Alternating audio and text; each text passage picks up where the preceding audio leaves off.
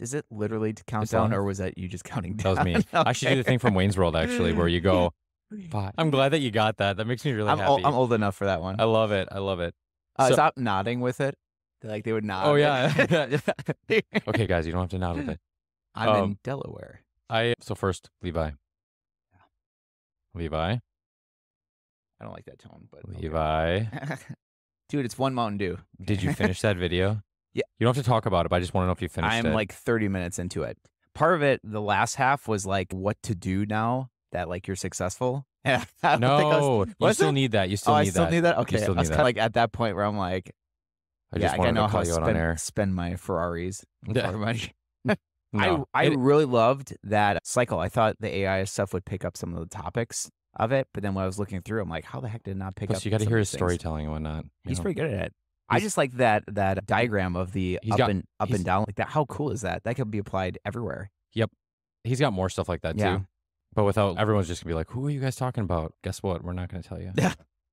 Instead, I'm gonna talk about something else. That's right. But no, seriously, finish the whole thing. Okay. Finish. Okay. Brian Shaw, one of the world's strongest men. Yep. He went to the UFC Performance Center. I saw a video on YouTube on his channel. UFC Performance Center? Yeah, where they test. It's like a strength and conditioning center, but When they was also this? just recently. Oh, because I know he was just working with Gordon Ryan. Yeah, and he's So it's he's that making a bunch of cool collab videos and stuff. Oh, nice.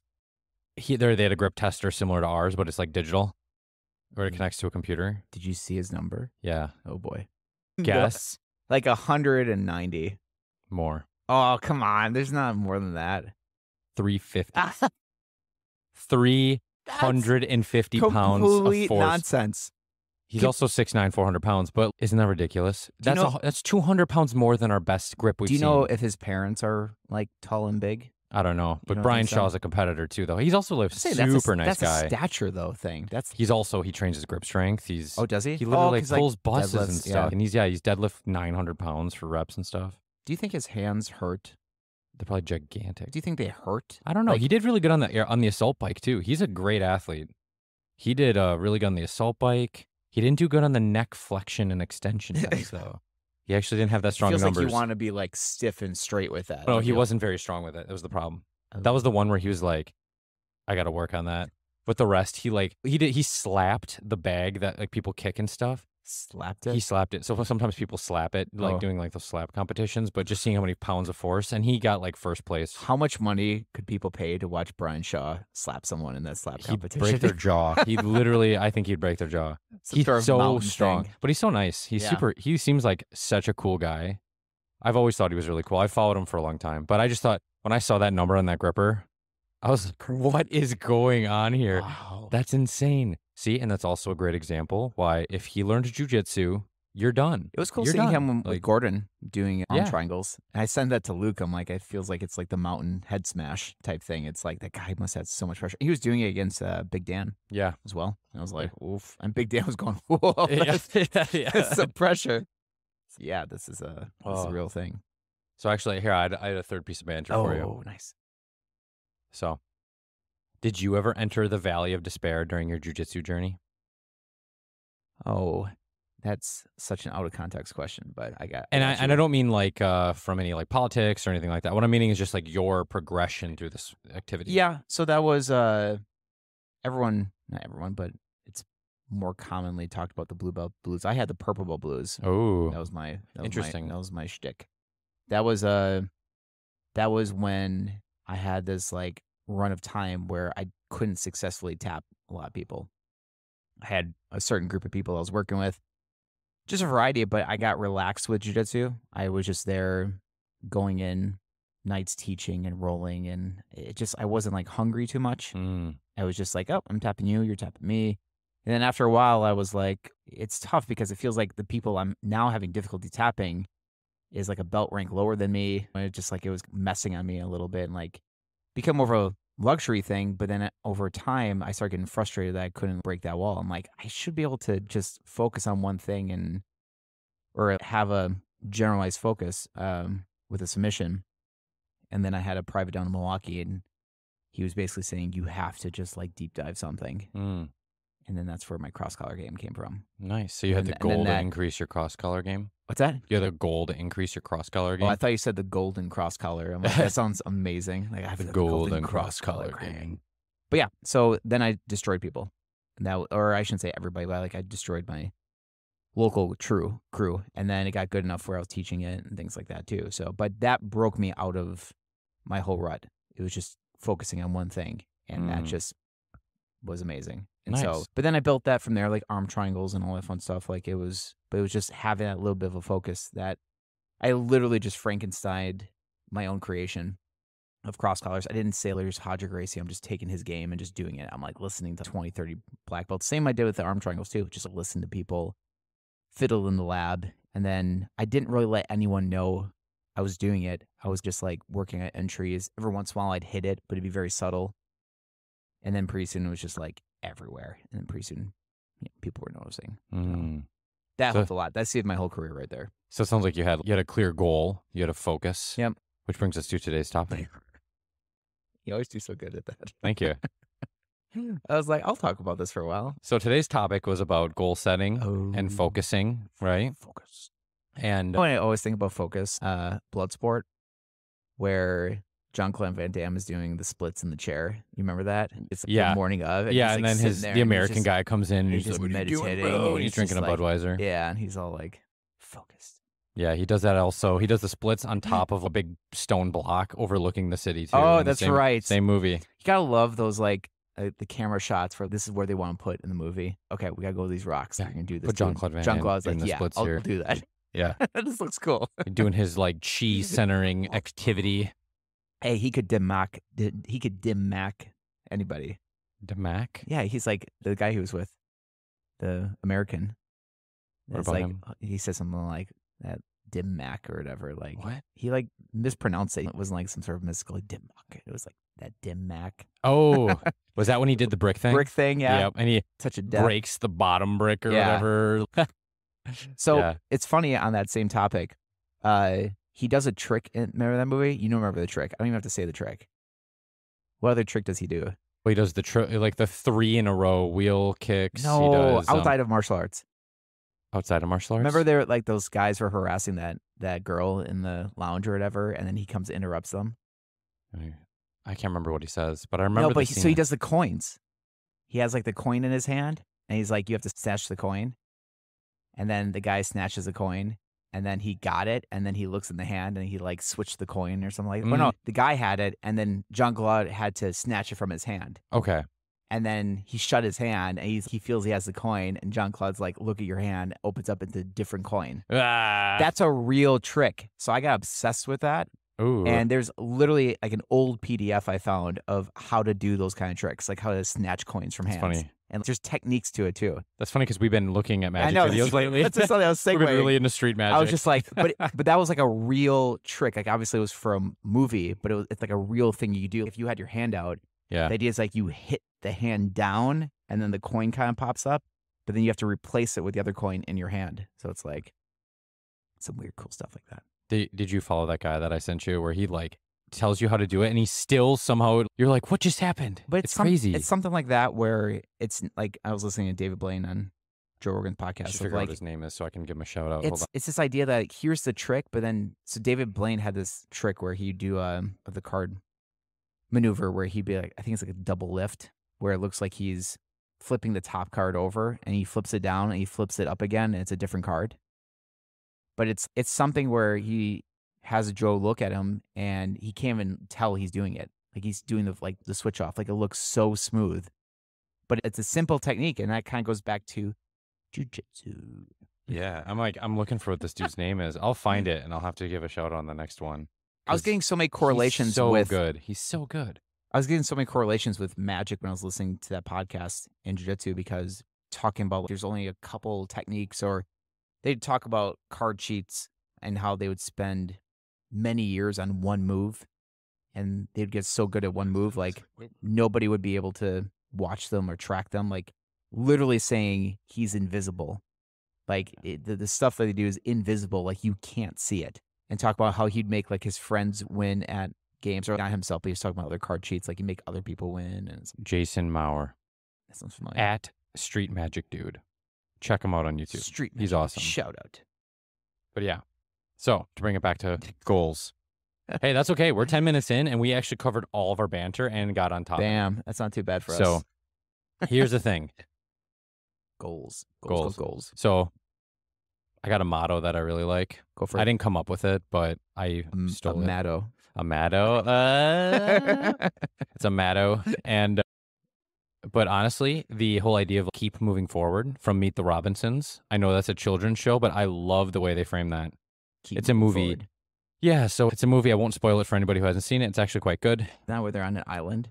I don't think it's an island, but it's like this kid ends up going to this like family. It's called the Robinsons, and it's like they're all a bunch of inventors and stuff like that. And this family member is like at one point showing off. I think we hear a leaf blower in the back somewhere. That's what it is, yeah. Showing off an invention he made, and it ends up like blowing up. And then everybody like applauds and goes, "You tried. You failed. This is fantastic. That means you were doing something." And I was like, "What a great philosophy." And so their family motto is keep moving forward. And I love that whole thing. I have a similar one, but it was like failing forward. Yeah, failing forward. It means you're still, if you fall on your face, you're still moving forward. Yeah, that's the idea. Man, that's sound. Loud. Where is that? Yeah, I think it's coming somewhere. Is that sound on the back? It's on the roof, folks. Yeah, it must be behind. Okay, might have to. We can dampen it. But yeah, I was just as I was thinking about goals. It's what you're one of the reasons why you're doing them, right? Like, yeah, you're breaking down the complex into simple steps so you can keep moving forward. But I guess how would you define the word goal? Maybe it's a desired outcome, something you'd like to see manifested. So my goal is like, and it has to be more specific. I remember reading about that. I think there's an actual format that they said of goal setting. Like you have to set a time frame. You have to like have like more of a measurable.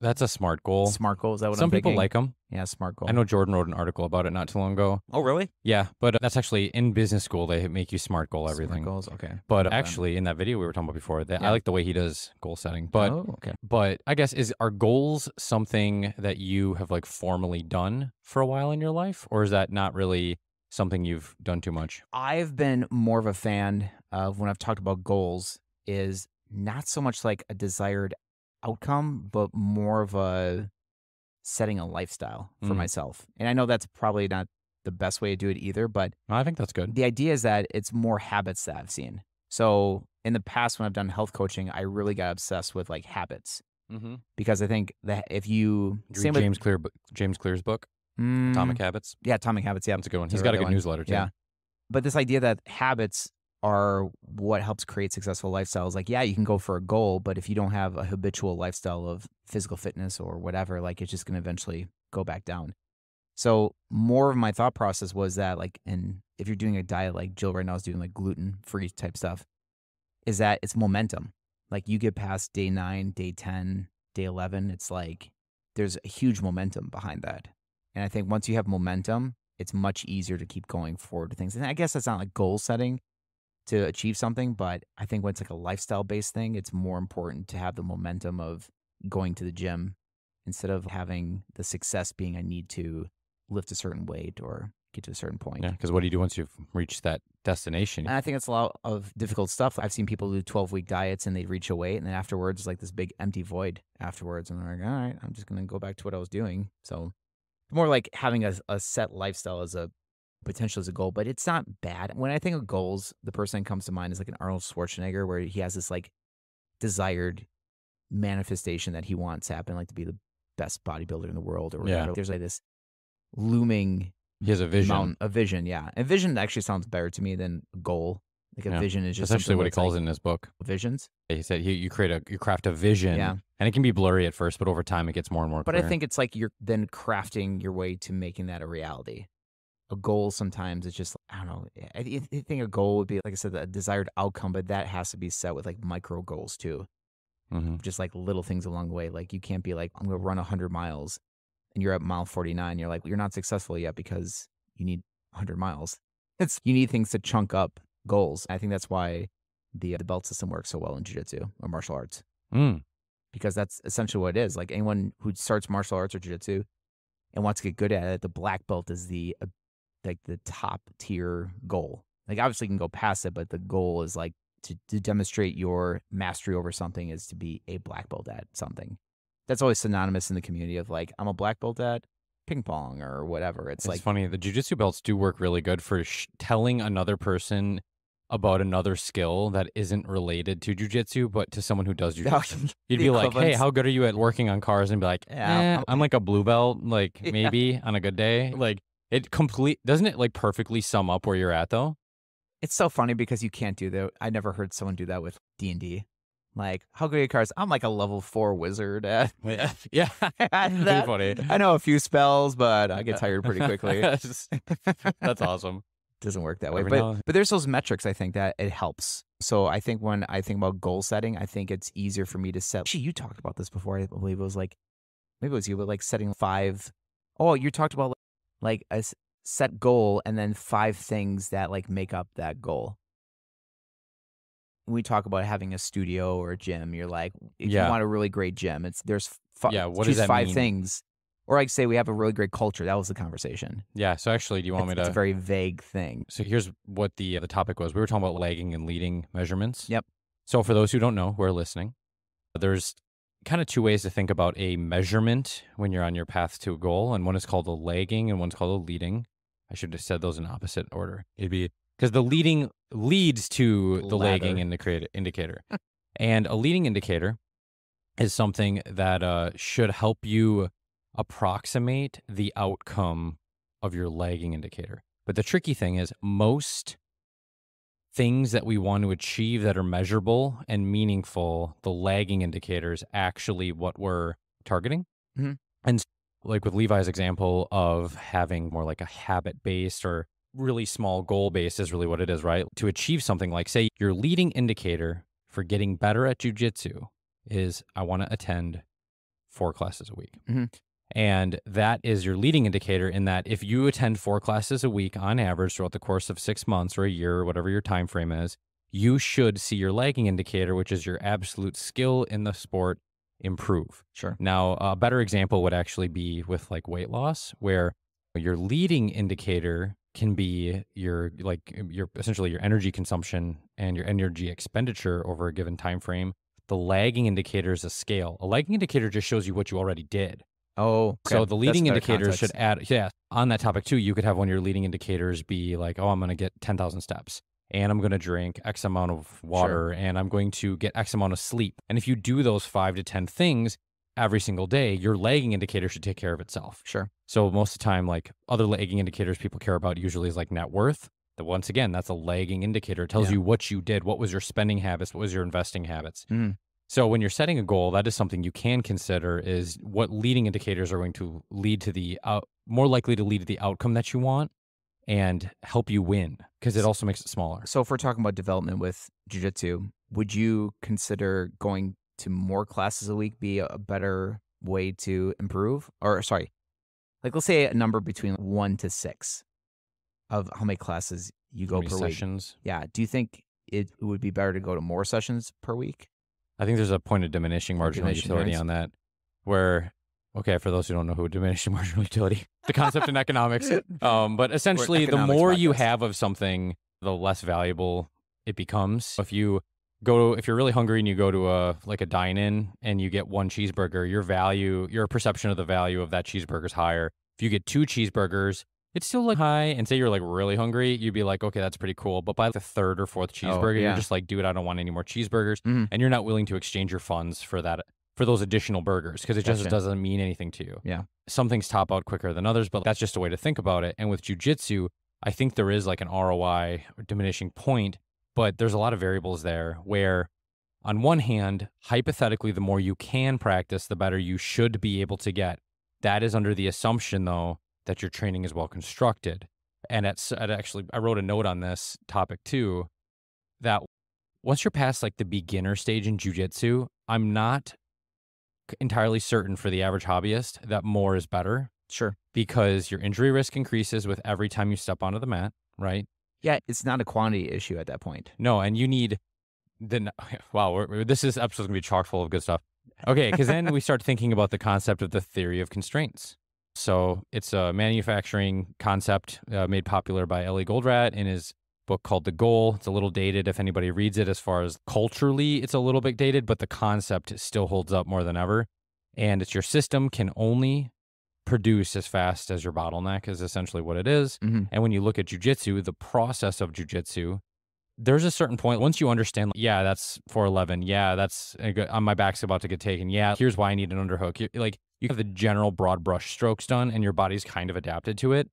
I think that your training then would be better put towards where are my constraints and how do I either remove a constraint in the terms of defense or be able to remove a constraint that I'm running into when it comes to offense. I honestly think that is the primary purpose and focus of what a white belt to blue belt should be. It should be that awareness. Like, you should understand, yeah, if I get my elbow across my body, you can get that general sense of like my back's going to be taken, or understanding an underhook or something like that. Like, it's more like the general gist of what is good and what is bad for myself. Like, you should understand that at that point when you're a blue belt. I'd say that's fair. And then, but everything past that, like you said, I think past that for blue belts, then it should be constraints. Like, you should have, this is my process right now when I'm working on my curriculum, where I like the idea of having an open format of people get to explore where they want to explore. Let's say for some reason someone's 3 months in or 4 months in, they're like, I just want to be the best triangle choke person on the planet. It's, yeah, that's totally fine if you want to go do that. But there becomes this process of like, how much am I in a mentorship role with you? And how much am I in just a provider of space for you to practice your art? So that becomes that difficult part where it's like, in reality, if I had someone I'm their sensei and I'm constructed their whole process, I wouldn't maybe suggest doing so much of a deep dive early on in your career to get good at something like that. And more of, like you said, understand the broad strokes at first. But on the other end of just someone wanting to enjoy martial arts and jiu-jitsu, that's totally fine. The conversation changes if they're getting tapped more often or find themselves in more inferior positions and places that they get frustrated and upset. And I go, yeah, I think maybe working on some of these other aspects too will greatly benefit your game. Probably also honestly move between those two stages multiple times throughout your jiu-jitsu journey too. Oh, 100%. There's times where you're just cruising. Yeah. Like you were saying that you were a purple belt. Yeah. And then there's times where you're like, all right, I'm doubling down on some focused activity here. When it's an extended time, I got used to just the whole activity of it. And then I started getting frustrated because people who were up and coming, like, I was still having a difficult time with. Yeah, you felt the pressure. Yeah, but it was just like, I wasn't like super competitive. We were just evenings of just having fun kind of thing. I got lulled into it. And then pretty soon it was just like slowly my heels were getting nipped a little bit by the pups. And I was just like, yeah, I'm not liking this at all.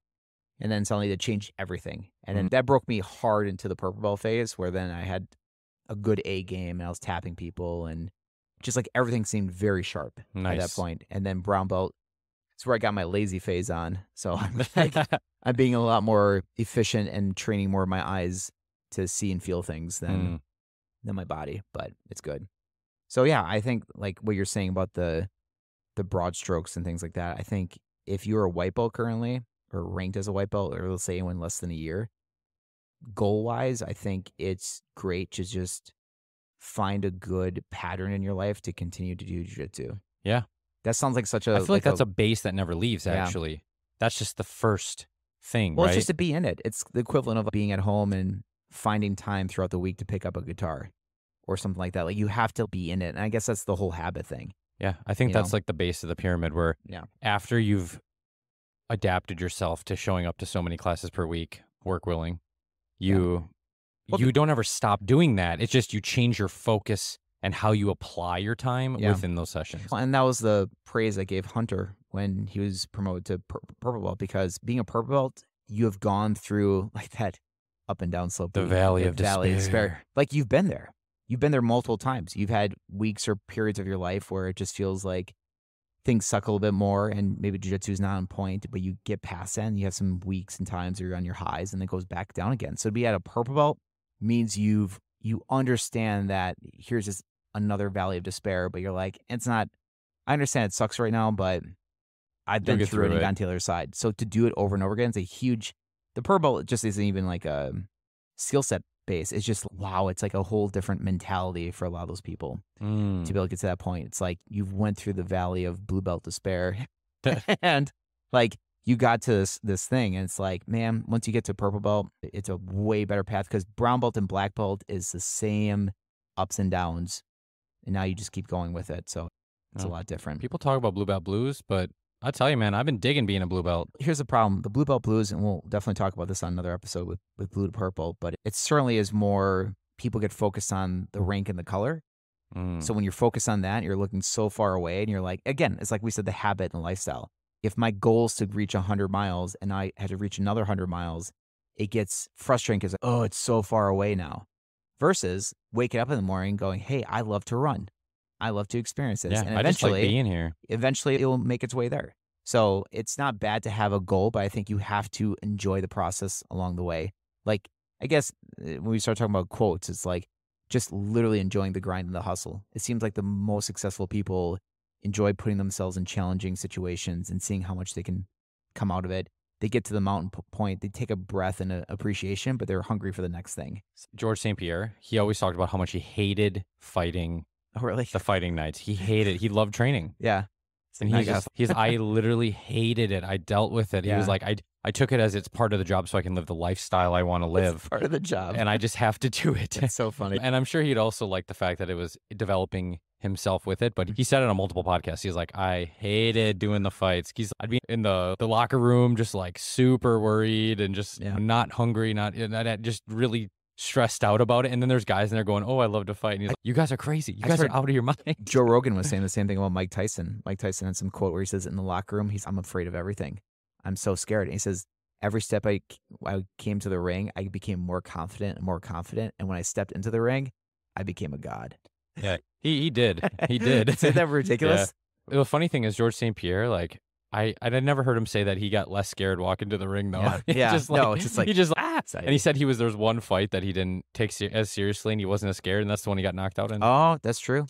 So, jumping to another way to think about a goal, because this kind of aligns, actually, this does align with the concepts in jiu-jitsu.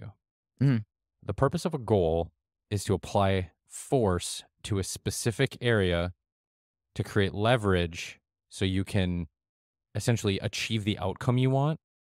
So it's almost like an armbar in a way. The reason the armbar works is because of all the force going into the elbow joint, and goals are the same thing. Oh, like a focused energy into it. But I get you. Here's the other thing too.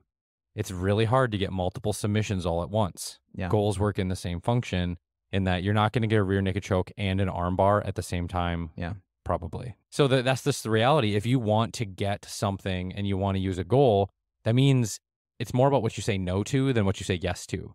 When you do a submission in jiu-jitsu, you're saying no to every other submission at that moment, right? You may be setting something else up, but the reality is you have willingly given away those other submissions so you can achieve the goal of getting a tap. I will say, though, that in the beginning of most people's jiu-jitsu careers, I know a lot of white belts will listen to this, that a lot of people tell you to focus on escapes and to focus on either not getting submitted or to not get pinned.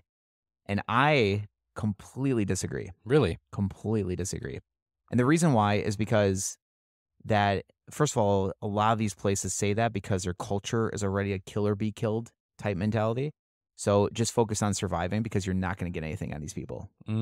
Get good at protecting your face. Get good at protecting yourself. But the problem is with jiu-jitsu is that when you have more experienced people, even if it was that kind of environment here, there's already enough counters to counters that you defend one way and I'll crack you open this way and take your back and things like that. Yeah, it's like trying to take down Jordan. It's impossible. Exactly. Impossible. I think he literally has some sort of hacks, real life hacks. The only way to get really good at jiu-jitsu is to know how to play the game. When you're stuck in bad positions or inferior positions or just in lesser dominant positions, you're playing the same game. You're just working yourself to a more dominant position. I would say that it's just a lesser position, but you're still playing the game of moving yourself forward. But if you're in a constant culture that's always putting you in that inferior spot, more experienced people will keep you in that inferior spot. Oh, I'm 3 months in and I'm like escaping a brown or black belt's mount. Nope, not going to happen. I'm sorry. Do not have that mentality. So if you're new, my goal or my focus, at least with the studio here, is focus day one, step one, opening game. That is what you should be focusing on, because when you slap bump with somebody and you're doing an open mat, that is exactly where you're starting from. I think in the past, people go, maybe work on back control as your main focus and all these kinds of things. It only works if you and your partner decide to start from this position and to have these kind of micro positional sparring type sessions. Like, then those goals are different. Then you have 20 different drills where you're just repping through those things all the time. But if your goal, your only time sparring is going from techniques to live sparring, why not get good right away of building your path forward into those dominant positions, and then create your focuses and your obstacles based on how well or not how well, or how like poorly you did at either starting your opening game or what they did to you. It's an easier metric right away, because depending on who you're working with, there'll always be a chance of that. If they're more experienced than you, they'll know all these tricks to go around. Yeah. Let's just work the opening stuff, because the idea is that it works much better when you're working with other white belts. Is that if you have a ability to do the opening game, whether it's a takedown or guard passing or guard playing, and you get to that first dominant position, that feels good. So if you're working against other white belts, it's like that's more the thing versus working more against experienced people. They might let you play a little bit, but you might get in worse positions, but they should be basically guiding the whole session. Like, you're in a bottom position, you're in a top position with them. Don't judge any of your successes with blue belts or purple belts. You should only be saying... You're saying for a white belt? This is only for white belt goals. Yeah. You should only judge your success right now on getting to that first dominant position in a match. That's all you should do for your success. And then build it from there. And it's different from every single person. One other person you may get to a leg lock position. One other person you're getting to top half guard. So then you build there's your breath that now you can take a look and go, okay, what tactics can I do? Isn't that funny on the topic of when you're white belt, comparing your ability and your progress to other belts that are blues and purples and stuff? Yeah. And brown and black belts and stuff. Essentially every other belt, there was times when I first started jiu-jitsu that I like passed, I'm using air quotes, passed like a purple belt, either guard.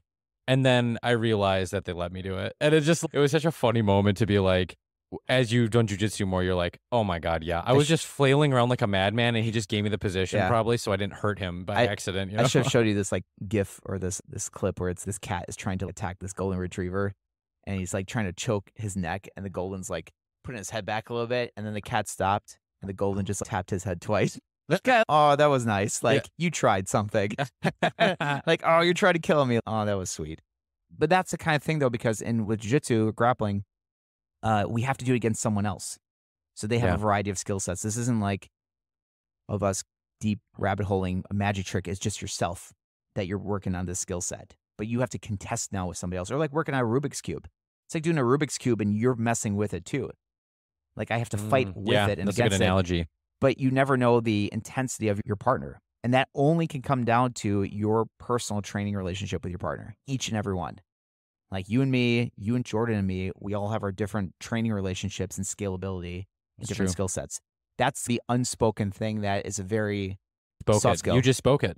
I know. Now it's spoken. Now it's more spoken thing. Yeah, the spoken thing. But it's a soft skill. It's not a hard skill. It's a soft skill that most places do very poorly, because you have to have open communication. You have to set those kind of communications of injuries and skill sets. And there are ways that you can make it work very well with your partners if you focus more on, and I actually have a template so far of like training guidelines that we talked about. And one of them was the leading one of how can you help cultivate your training partner's goals. And the idea is that when you step on the mat going, how can I best serve my partner today? Like, how can I best serve you in your training goals? Yeah. Now it gets to that point where if you and this other person already have some pretty clear skill sets, you understand the dance, now it becomes less spoken. You can slap bump and you just understand that you can go. I guess we still, because you and I will even just go, okay, you want to like, but that's a communication thing. You should not be walking out and slap bumping and go, let's see what happens. Egos are going to get hurt or injuries are going to happen. It's that almost becomes a skill set you have to teach white belts too. Yeah. This ability to say, communicate your needs. Sit there and go, can we work back control? Can we go at 20% today? Can we work takedowns? Can we talk about it? Levi and Matt, relationship jiu-jitsu counselors. Relationship right there. It is all communication. If you walk out there and none of you communicate your needs and you just go, don't be upset where someone gets injured or someone got smashed because they just went. Like, there was no, you have to have 10, 20 plus rolling sessions with someone until you understand, a productive role Also, between both of you. Depending on their skill level and their size too. Because here's another thing where we're getting a little off topic, but that's okay. I think it's appropriate though, because yeah, it sets a template because we need people to help us with our training goals as well. Yeah, I think there's something you have to keep in mind too when you're like setting up these goals too. If you're like working on neck cranks, you're like probably going to want to pick a secondary or a tertiary goal. I'm trying to get my partners to suffer. Yeah, that's going to be a hard one to get a lot of reps in and stuff. But you know what? Actually, I think this would be a good segue. I got some 2024 goals when it comes to jiu-jitsu. Oh, yeah. Do you have some 2024 goals? I have them, but you're going to say yours first so that I don't pick the same ones. Okay. Because then it'll sound like we're twinning. We might be twinning anyways. Your goal is your goal, dude. You know? I know. Okay. So here I'm picking 2 focuses. Okay. Guard passing and guard playing. No. No. I'm going full into the dark arts this next year. Full scale. I don't need that in my life. Straight up Slytherin. Unforgivable curses. Actually, no, more of an order, because then you'd want to know the unforgivable curses. Was Harry Potter. I'd read books at the 4th one. Same. I'm sorry. No, I did too. And actually, Goblet I have a theory of Fire was just lit. And then afterwards, I was just like, I don't know what I have a theory. We're going to come back to that. Okay. And I think you'll agree with me. All right. Okay. So next year, I'm going hard into leg locks and takedowns. And you know what that sounds like, though? That sounds like just opening game stuff. That's hardcore, no-gi. Yeah, I like it. It's high percentage things. Also, I want to get better at them because I like them. And also, I think the safer you are as an individual. It's true. So I'd rather be the most knowledgeable one. Mm-hmm. It means some parts of my game are probably going to take a back seat this next year. Yeah. But by the end of 2024, I want to be quite skilled on my feet and I guess on my butt with my legs on their legs. Nice. But I actually built a little chart here in my calendar. I'm going to show Levi everyone, where I'll be documenting what my focus is. Oh. Yeah. And so it'll be alternating between a defense and offense for leg locks. And so I'm doing straight ankle locks in January, and then my takedown will be working some flybys. I would say this kind of tags along with his goal, and this would probably be good advice for Matt too if he's not thought about this already. But depending on the skill level of your school on certain techniques or submissions, especially if you're submission focused, I would highly encourage either A, to compete, or B, to visit other schools. Yeah. Because here's the thing. So like I saw Matt was talking about ankle locks, right? I'm pretty decent right now at it. I know ego sometimes comes in the way, but I'm okay. I'm okay with it. I'm a decent ankle locker. Yeah. I'm a white belt. Yeah. I'm a white belt leg locker. But the thing is, it's tough when you go against someone who's very skilled at it. And if you never have that experience, you might go, okay, check mark. I'm a pretty good straight ankle locker or something like that. And then you go to some other school and they have really solid defenses. So sometimes that metrics can be a little sketch. Like, how would you judge like a mental check mark of being good at straight foot lock? So for January, it's defense for me. Okay, so defense. Okay, so I just don't get straight foot locked. And actually, this is a good one. So the plus side of practicing defense is almost everybody will give it to you. Hey, will you take my ankle and have it all locked? And then being able to work from there. But it's just, I wanted to focus on it because I figured it'd be a cool one to do. And a lot of those start nashi, so a lot of the defenses will actually cover other escapes as well. Yep. Most people know about a straight foot lock. Plus, in competition, that one is legal for blue belts, and that's where I'm at right now. Even though, like, we do a lot more heel hooks in here, but I thought that'd just be a good place to start. I'll get to heel hooks throughout the year more, and it doesn't mean I won't still try to spam them and whatnot, but I felt that would be a really good one. And then the flyby is just because I've actually been hitting it quite often, and everybody tries to collar tie you in jiu-jitsu. Right. So I was just like, hey, if I can just do a flyby, that's pretty cool, or whatever. I know there's a couple different names for different ones, but essentially, I like it because it gets you to the back. I don't have to get low and change my level, so it's easier on my knee. It just figured it'd be fun to try. And by the end of the year, I should be 2 parts of my opening game should be quite strong. Yeah. And this gives me an option to, like, I can't practice my standing on somebody who's sitting, but I could potentially, if I didn't want to work my guard passing that day, just sit on my butt and start scooting at them, and then we could do leg locks. That's true. So it gives you kind of dual options there. And as far as you could say, oh, I want to catch 100 of these, or you could put a number to it, but honestly, I'm going to be a little more loose with it and just go, am I improving? Am I getting better? Can the room let straight ankle lock me? And if the answer is no, then I'll be like, awesome. So it's quite funny that I think that Matt says right away, like the defense of ankle lock, because I think that is actually very appropriate when it comes to blue belt goals. I think it's very appropriate to have generalized defenses against your fellow blue belt ranks and below. Which most of the room here is around blue belt. So I would say if you can defend submissions against your fellow rank, white belt is just weird because white belt, to be honest, like you guys don't know what you're doing. I was there too. Like you can do a somewhat good. I'd say a 4-stripe white belt's getting. But that starts getting bluey. That's you're bluish. We need gradient belt. What's white and blue? Too bad a belt doesn't like change. It'd be a light blue, but white and blue. Yeah, it'd be like light blue. You're talking like a man in a paint shop. Like you gotta talk to be like, no, that's like robin egg. I don't know. Color or something. It'd be funny if we had belts that worked like those mood rings. They start to change over time. It's changing back white. Oh no! Wait a second.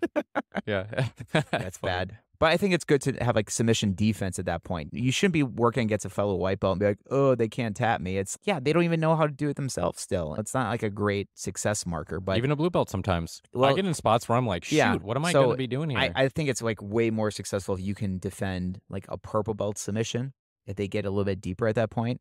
But no, I think that's a good idea. And I'll have to drop in some places. I think that's the idea. If we go to Joey's and stuff like that, like what I always love about defensive goals is that you can always prime the situation. Always. Yeah.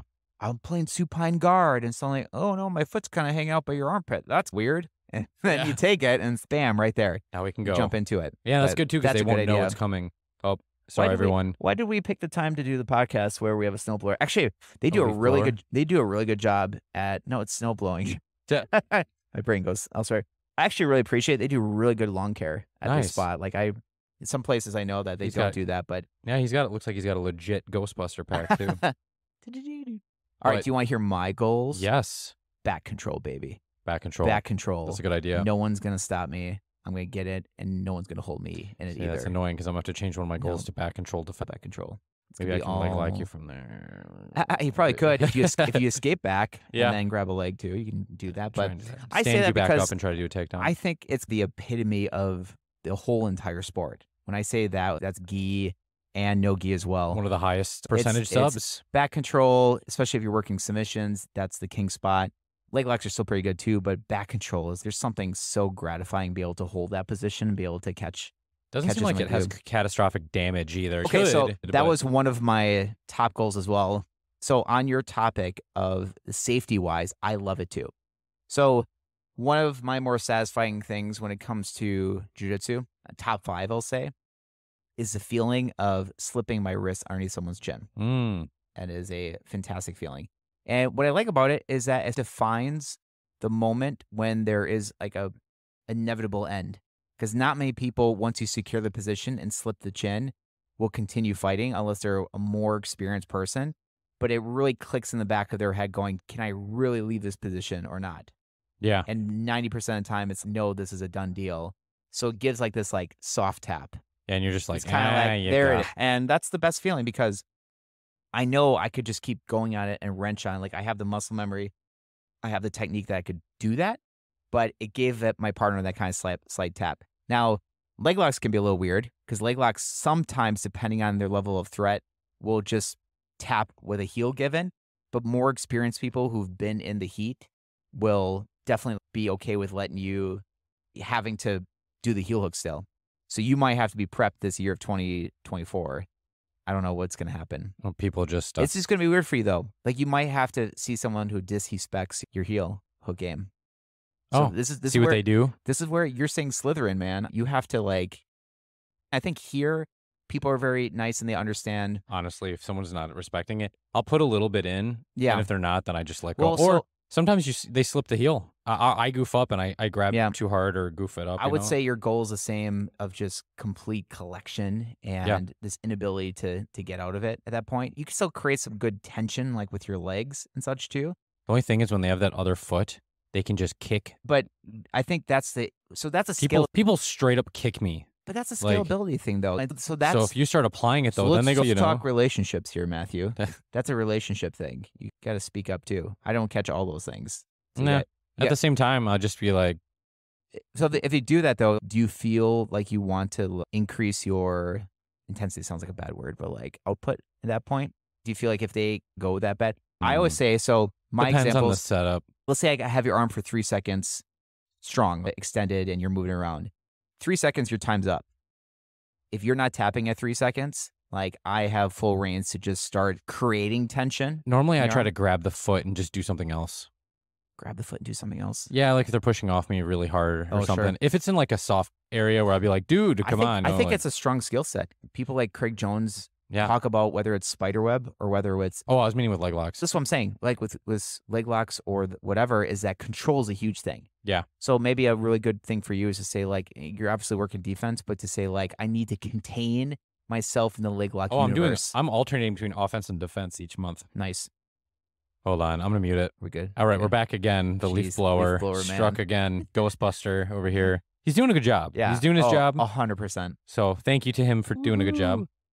So offense, defense, offense. Yep. So you're doing back control. And is it just the whole year is back control, or do you got some other things you're going to focus on? I don't want to... You're not going to dilute it? Yeah, I'm not going to dilute it. I definitely think that... So the first part is going to be just good containment of the position itself. I'm going to lose it. This leaf blower keeps going back. I'm sorry. It's going to be bad. Okay, containment of the position. So I think that would be a big thing. But it's not only just like the position itself. I want to get good at hitting the position from multiple spots. It's not just, hey, I'm gonna get a choke from the front, bro. Yeah, from the front. Yeah, something's gonna happen. But to be like, to still play my rest of my game. Yeah. But to vary it up, like from leg locks, how to get back control. From that's a good standing, idea. How to get there. Seated, supine, not side do control. Guard passing. Guard passing, same thing. Oh, no, is that one of your focuses though? It's the idea is that what I'm going to do, I'm not going to attempt to do, I'm going to do is just prime the situation to create dilemmas between submission and back control. Cool. So I'll let it be, right? But I can't like if someone wants to give me that submission, I can't just go, no, dude, you're supposed to run away right now. Like it's just going to be primed. There's some reactive entries, but then there'll definitely be some proactive entries as well. But basically my goal is to get back control, contain it, and slowly strip away. There's so much depth with the back that I don't think I've even scraped yet, that I want that. And again, like Matt was saying, I definitely enjoy the authenticity of our art, but I also absolutely love all of our friends here at Theory and other places too. And that's where I cross the line a little bit. Like I enjoy knowing that we get really tight armbar or choke or whatever, but like I don't like hurting people. Yeah. Even putting my good friend Luke out with that arm triangle, it was just a sheer accident, just a fluke. He was like spazzing and all that kind of stuff. Like it was just not, I didn't like seeing that. So it's things like we're just play fight. Shout out to Luke. Yeah, good job. Luke absolutely just owns it too. He just makes fun of me all the time for putting him out. Yeah, Luke's a beast. But it's like play fighting with your friends and suddenly someone actually gets thwacked. Yeah. It's one of those things where I'm just like, dude, we're just play fighting. Yeah. But when it's someone that you don't know and it's competitive, it gets more apt to just hurting. Like you could just go really at it or send it something. I don't know. So back control worked well for me. I know Matt and I were talking about before with like front headlocks. Yeah. Yeah. It's weird. We both snarled at the same time. It's just cranky your jaw. It gets weird. Like it's okay when there's an authenticity. Like if I was at a competition and one literally landed in my arms, that I would just go. Yeah, it's part of the sport. Like anything past purple belt, you have to get used to. I think guillotines are okay. You have to get used to pressure. I don't care if you walk off the mat. You're like, dude, it's just all in the back of my neck going, I was attempting a choke and I'm sorry you felt it there. There's things like that. But amongst normal training partners or regular training partners, you have to be seeking that purity of it. Yeah. So that people aren't getting hurt, people missing training. And we're hobbyists. And hobbyists too. And I think that's, even though you're a gym owner, like you're a school owner, it's probably safe to say that. Oh, that is utmost priority, Matthew. Yeah, because if everyone's hurt, or people are getting hurt, no one's showing up or no one wants to show up. Would you consider yourself a hobbyist or not? Because your lifestyle is jiu-jitsu. I'm a middle ground person. I would say it's a professional lifestyle, but that's fair. That's fair. I'm not I don't know. Yeah. You know what's funny when I think about lifestyle defining as much as jiu-jitsu and martial arts has changed my life? Like when I think of tattoos, I never think about getting a jiu-jitsu tattoo. No. I have a big Lord of the Rings tattoo on my calf, but I'm not like a huge Tolkien fan. I'm not like over the board, like this is my thing. But it's a sweet tattoo though. It works. I really enjoy it. But it's not like some people just get really into jiu-jitsu and they're getting like tattoos. And I say it because Hunter's got a big jiu-jitsu tattoo. That's it's cool. Actually really cool. I gotta see it. I want to see this tattoo. Yeah, it's on his back. It's a belt one. That's cool. But there's empty spots. Oh, that's interesting. So that way he has to fill it in. I love him so much for that because that takes a certain personality to like say, I'm going to fill this in. I'm like, when did you get that? He's like, when he got his blue belt. He got it. Dang. I was like, whoa. Hey, but then I saw that's conviction, baby. He showed me his back tattoo, the new one he got recently. And then I saw that as like the side of the picture. I go, what is that? And he's like, it's a belt tattoo. Because I'm like, I've seen purple shaded in. I'm like, that's pretty darn cool. That is super cool. So anyways, just saying I'm a middle ground. I'm not like, let's say a professional, because I would say that it's like you're doing camps and you're doing like all this. No, I would say you're a professional. You're just not a professional competitor. I'm a professional hobbyist. That's a cool way to put it. I just obsess and I love it so much. I love doing it with my friends and I just love the whole experience of it. But I'm not super obsessed about titles and gold medals and things like that. Legit. We like building the culture. More obsessed with the culture, bringing it to people, but also still, I'm still an artist, right? So I like the equivalent of having a studio because I just like perfecting things and working on things and having other people perfect their art and their sculptures and things like that. If they want to bring it to competitions, by all means. But the whole goal is the pursuit. This is when we go back to the goal stuff. It's just like the consistent. I feel like it's some sort of a Kaizen type thing. Yeah, right. Change it's for the better, continual improvement type thing. But it's not like this race. Like I have to be better than other people's stuff. It's like my own. Jiu-jitsu's tricky with that one. Yeah, but like, yeah. So what's up? We're almost at an hour. I'm still good. So because now I have a little more of extended time now. I got to tell you my Harry Potter theory. Wait, before we do that, did you have any other thoughts on goals? I have lots of thoughts on goals. I was saying as far as like when you're very inexperienced, I think just to wrap it up quick. Yeah, let's talk about some actionable stuff. Yeah, some actionable things. If you're inexperienced and new, I think the idea is, first of all, find out if jiu-jitsu can be in your routine. So let's say you just signed up for some place or you're there for a month or two. Hey, one time a week is still a routine. It's still a routine. Like you'd have to find some consistency because most people have difficulty with jiu-jitsu if they find it's not in their routine and they're not succeeding. Just like Matt says, the leading indicator, just being in there, and like eventually you'll pick up some things. Pick the number you can try to stick to. Yeah. Until it's worked its way into your blood. Because you'll go through times in your life where you're not going to hit the number you want. For instance, for me, this last month, I've been on the road a ton. Mm-hmm. I've trained like 8 times. But I would say, especially if you're newer though, like I think it's good to at least, like you said, have goals. You have to have goals.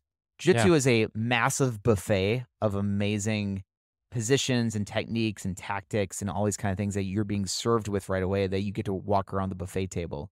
But it's almost like you got to pause and go, I'm just going to watch this for a little bit and roughly understand it. And that's the most difficult thing in jiu-jitsu because there's so many things that's bringing your attention. And we just talked about that with business stuff where it's like, there's so many things that grab your attention versus sticking with something for a little bit. Like it was that quote, it was like, if you focus, like, it works because you focus on it or whatever. Like instead of sticking with something and see if it naturally comes about. Yeah. Consistency is key. So I think just be able to go into a situation and having a generalized thing. Like I'm going to look at guard for a little bit. I'm going to look at takedowns for a little bit. Yeah. I spent 3 months on guard passing and that was a really good thing for me at that time. So in the beginning, I think it's just having to have a little bit of those micro focuses like that. It's not like super micro, but it's like the general ideas of I'm going to focus on some escapes and just looking at escapes for a while, ask questions, be involved. But then like Matt said, once you get to a blue belt standard, then you have to be more specific. I diffused jiu-jitsu down to 20 sections roughly. And the idea is like arm locks, for example, like you can just say, I'm going to spend some time with arm locks, knowing how to enter them, how to control them, how to counter them, you know, how to counter counters, how to connect from arm locks, different arm locks. Like you stick with that for a little bit. It's almost like being a chef. You're sticking with one style of food for a little bit. We'll like work Italian food. Yeah, you gotta work into it. You gotta try it out. You gotta mess it up. Yep. That way, randomly one night, someone's like, "Hey, can you make Italian?" And if it's a year later, chicken marsala. Yeah, you're like, "Okay, I got some rough." Yeah, I know how to make the chicken. Yeah, until you're really smooth. Pull this off. So you should be able to do that into your purple belt career, where someone says, "Try arm locks tonight," and you're like, "All right, like I got some things in my toolbox that I can do that, even though it's not my A game." But you focus on it a little bit, and the focus usually during blue belt is pick something that really calls to you. That's like Danaher's quote. It was like your favorite technique. It's like a Japanese term he had. Yeah, but it's like basically your favorite technique, something that like really speaks to you, that works with your body type and just what you enjoy. that's a good indicator of what to focus on and work on. But here's the real truth, everybody, ladies and gentlemen. Here's the real truth. The idea is that a lot of these techniques and your successes with them, if you want true honesty with it, you have to do it against someone who's less experienced than you and possibly smaller than you at the same point. Because anyone who's bigger than you and or more experienced than you might not get a very like expected result from it of tapping people with arm locks unless you've had experience doing it with less experienced people. You got to scale it up. You got to scale it. So start with kindergartners. Once you can arm lock kindergartners, go to first graders. It's not a joke. You could do it. And then you go to, is it completely a joke? We've talked about is what our legal counsel is advising us. It is a total joke. The idea is that you should treat it like a skill tree. Yeah. You should be like, you're doing an arm lock against a brand new person who weighs less than you. And it's, while that seems easy, then move on to step 2. It's like doing push-ups. Like, you do it against the wall first, or you whatever. It's do 2. Yeah, I do 2. Guess what? If you can't do 10 against the wall, you're not gonna be able to do 10 on the ground. So it's a scalability thing. So I think if you start with any goal-specific thing, start with someone who's newer than you. I don't care if you're 3 months into it and someone's 2 weeks into it and they're rolling or whatever. Focus on getting an arm lock and try and do it with control and not trying to take someone's arm off. Like, you should be able to do it with control. This leads into something I wanted to talk about too. So everything we're talking about here is about picking goals you're pretty sure you can do. Because, no, seriously, because if you think about it, if your goal, so going back to the tactical thing, showing up to so many days per week. Yep. If 1 is all you can do, that's okay. Just pick a goal to show up to 1. Because then guess what happens after a month or 2 of hitting that goal? You get momentum. You start feeling good about it. You like it, right? So that's one of the really neat things you can do. And also then you go, okay, can I do 2 days a week? You start doing 2 days a week. You do that for 6 months and you're like, oh, wow, this is so cool. I hit my goal. And you just keep doing that process. And then make a goal that's challenging, but still doable. And then so when we look at maybe someone who's newer or someone who, if you're bigger than somebody, you can work these techniques. You're doing the same thing. Mm-hmm. Can I pull this off in a setting where I have the advantage? Yep. If the answer is yes, great. Now let's start to strip that advantage away. Yep. So that's, and then the reverse end of it is where you get crazy with it, where say you're working back escapes and you have a friend who's radically better than you have it locked on or something and you have to try to get out. So it's a continuum. This is where it works well because then let's say you have that spectrum already at your school and then you go to another school. That's a new spectrum. Let's say it goes back to Danaher's quote that he says, I never like telling people confidence-wise just comes from more like an audible thing. Like, I'm just like more of a mindset thing. It just comes from experience. Yeah. So let's say you go to a new school and you stop in for an open mat or a seminar or some friends or whatever, and there's white belts there. In the back of your mind, you're going, all right, I've hit arm locks on white belts at my school. There probably is a pretty good odds that I'll hit them here. So it gives you some confidence. You can always be ready to be surprised by someone bigger than you or maybe a little more athletic or who knows what. But it gives you this kind of rough spectrum of success until you can scale it to you're eventually tapping black belts who outweigh you with the same move. Like, that becomes a really big scale thing. But again, it depends on how much you want to have success with it. You could take one topic and go really super deep with it, but it just depends on how much you like want to explore the world of jiu-jitsu. I don't really want to encourage not to do that because, again, you can express it however you want. Like, someone could just deep dive leg locks and go, I'm just going to tap everyone with leg locks. That's your game.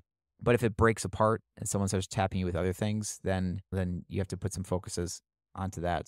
So I think that's actually really some good points to say, not only to pick a goal, but scale it. So scale your success with it. So if you're working with someone, and I'm sorry if you're someone who's bigger than average or smaller than average, it's going to be a hard time either finding someone smaller than you or finding someone who's bigger than you. So make sure you adjust your goals accordingly and work with training partners productively. I think you'll be able to scale yourself pretty well. But I think that'll be good.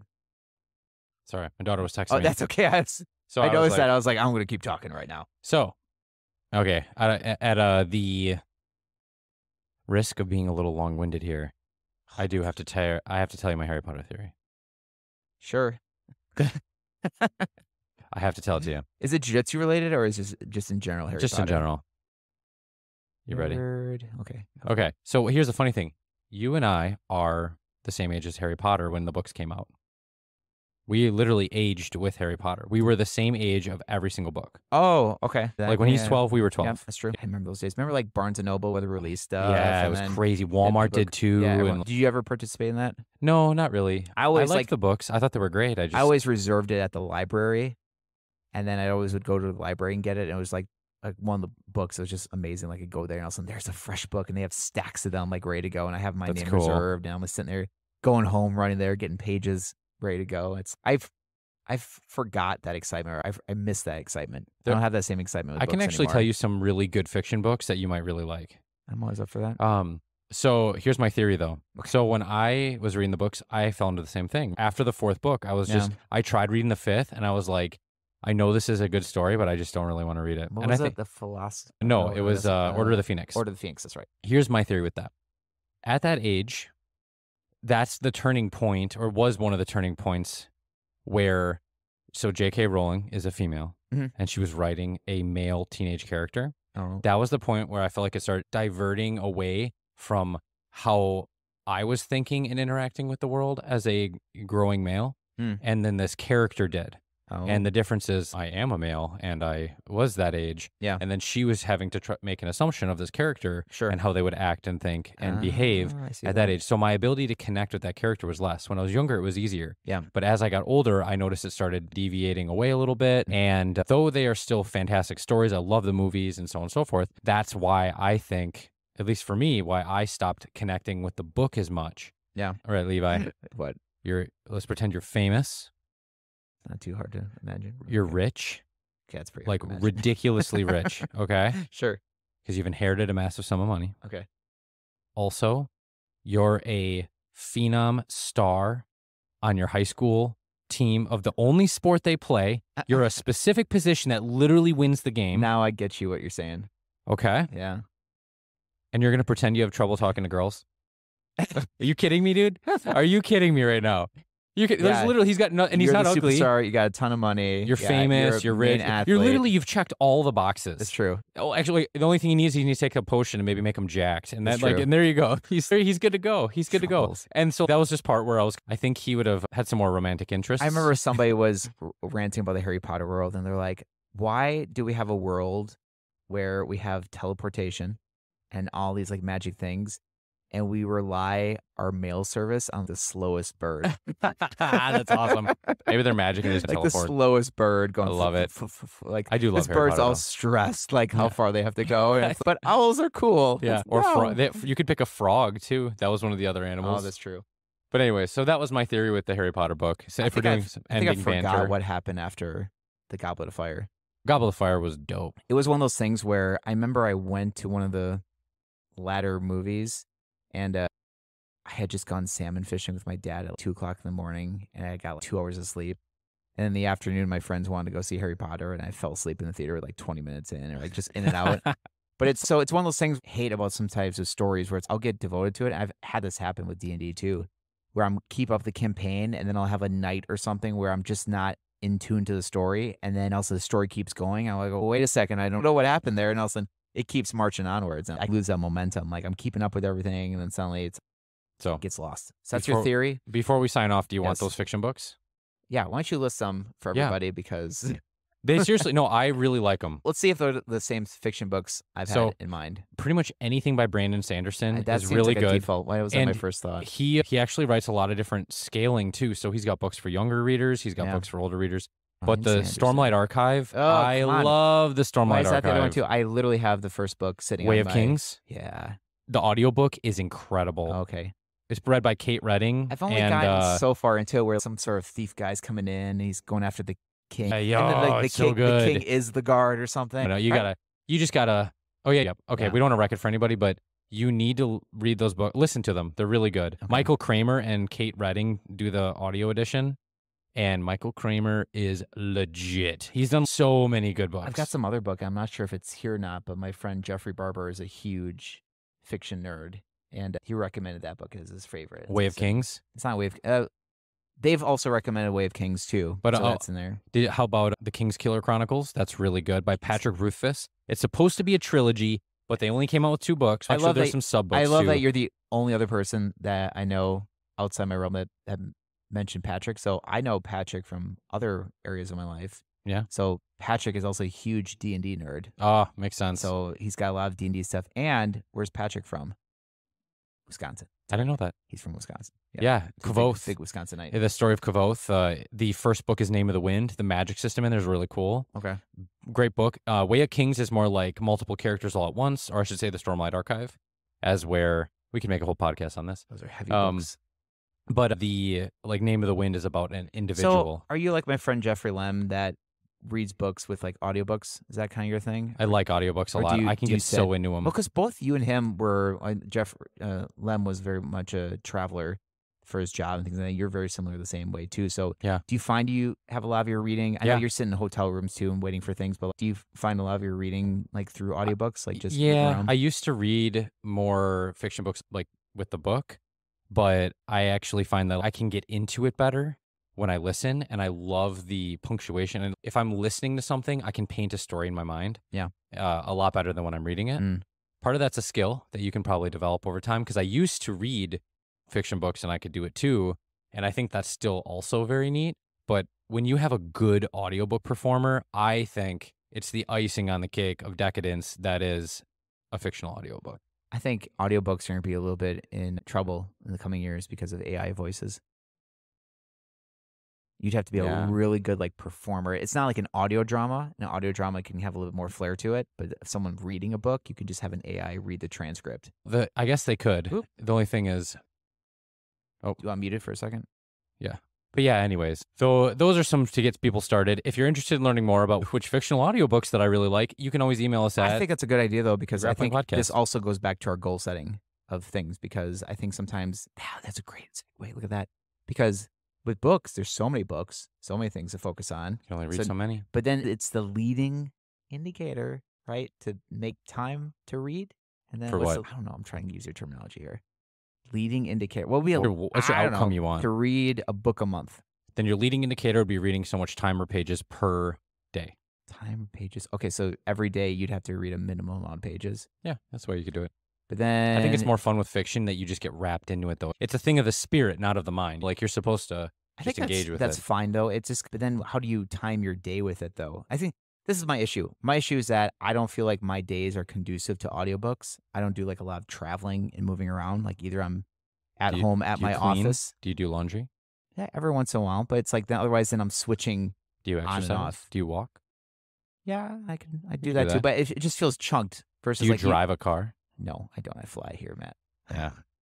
Honestly, driving is probably the one where I do the most. I think so. But you're saying about like being immersed in something. So are you just saying like having a habit of just like switching it on? When I have a good audiobook, chunk it. Yeah. I like look for things to do where I could listen to it while I'm doing it. Raking leaves, things like that. Okay. Or I'll be completely honest. There's been times I found really good books and I'm in my hotel room, and I literally just play the book, and I work on things, or even sometimes I just sit there and relax and listen to it. Percentage of books do you do it? Like what's the percentage of audiobook to actual book? Oh boy, it's quite a bit.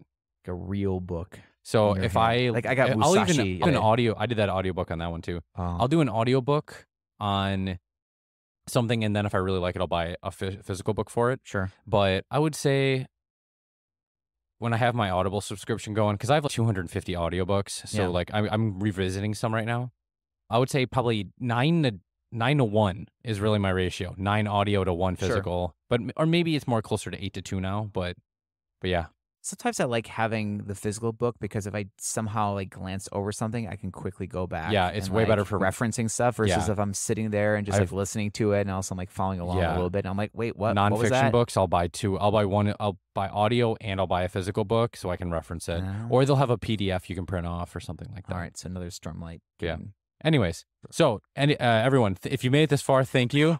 We've talked about goal setting. We've talked about our goals, and we've talked about some fictional books you might be interested in. Kind of our own personal life goals too. And next year we got some big things happening, and one thing that I'll drop is that we'll be on video soon. So that'll be really exciting. I'll have to get out of my sweatpants. I know all of our fans will enjoy seeing our faces. So that'll be nice. Yes. And Levi, where can people find us? thegrapplingpodcast.com. I think it's episode 22. Nice. And you can also find us on iTunes. Everything but Spotify right now. That's something we'll be doing in 2024 as well. Yes. We'll get everywhere. We'll be everywhere. We'll be in your house. Yep. We'll be under your bed. I always thought, do you think at some point in your closet? Do you think sometimes billboards at some time in the future will be like custom billboards for you? Oh, for sure. You think so? All you need is like Google Glasses, and then bam, it's going to happen. It's going to show it for you. You're going to be able to see a pin drop too when you got to travel. Just go that direction. It's going to be like a video game. It'd be fun going on 41 seeing like BJJfanatics.com. Like, oh, okay. No, I wouldn't. I don't know if I'd wear them, honestly. It'd be like on your car window. It'd be like the Google Glass would be like on the window. I was thinking you're wearing glasses. I know. Like driving though, like the billboards on the road will be blank, and then in your car. This thing's going to have to be pretty powerful for me to want to wear these things. I wear like an analog watch. Oh, that's true. I write with that. Didn't really take off though, the Google Glass stuff. No, I think it's too expensive. All right, we're ranting here. Yeah. Anyways, so thank you everyone for listening. Have yourselves a wonderful day, and we'll see you next week. See ya.